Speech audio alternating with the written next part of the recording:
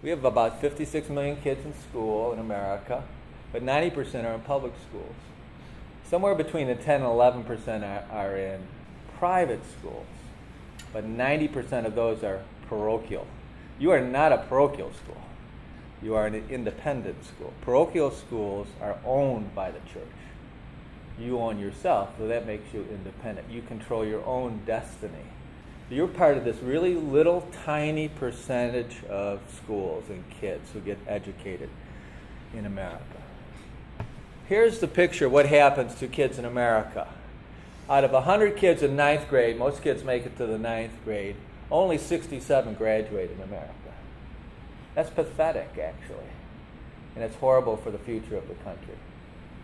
Out of the 67, only 38 actually enter college. Of the 38, only 26 stay as sophomores. And of those 26, only 18 graduate in 6 years. But you've chosen a school, and you sacrificed, many of you, to send your children to a school like this, where virtually 100% of the kids will matriculate. And by the way, they'll matriculate to the right college for them. Anyway, at the most selective colleges, and this is just a very short list, there are about 250 colleges that are highly selective. There are about 25 that fit into this category of the very, very most selective. And then the honors programs at some of the public universities, of course, would also be as selective as these colleges. But anyway, you saw the data from the first slide. That's the public versus private enrollment. Private kids, school kids, this small, we're this small. These kids are mostly from our schools that are in that. So, vastly overrepresented in the selective programs in public universities and in the selective colleges. They're not just 8 selective colleges. They're 250 to 300 highly selective colleges.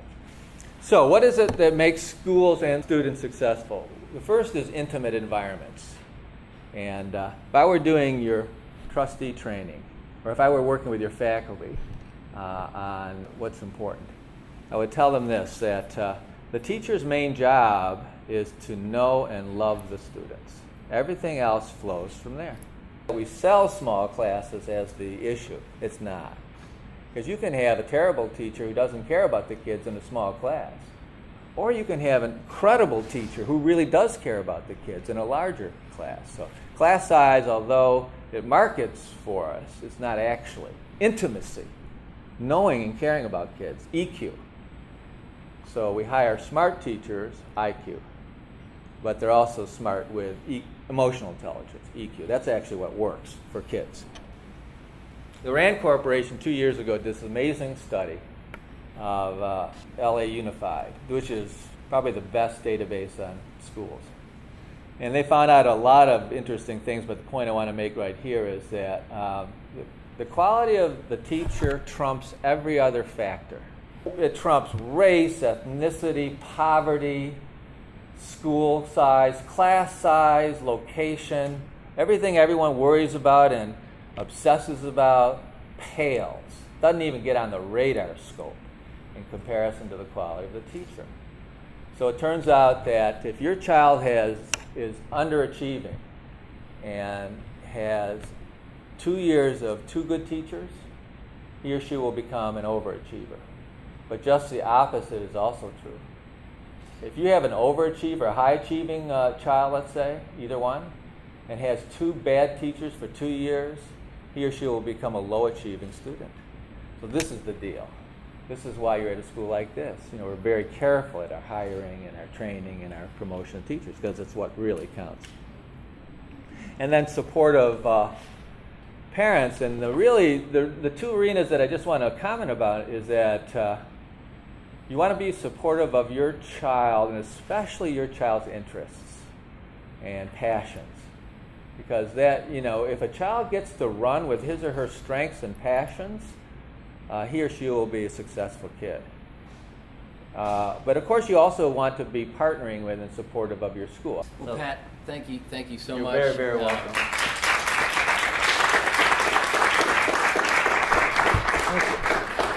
The inaugural year for our Honors College, to have such a thought leader and a visiting scholar of Pat's stature, we are absolutely blessed and honored. So thank you for joining us. We're excited about the year ahead, and Pat will be joining our Honors College first cohorts for a session for the next couple of hours, and then he'll deliver the Honors Convocation address at chapel as well, and you're welcome to attend. But Pat, thank you so much for taking time out of your retirement from NAIS to join us. And another round of applause. Thank you.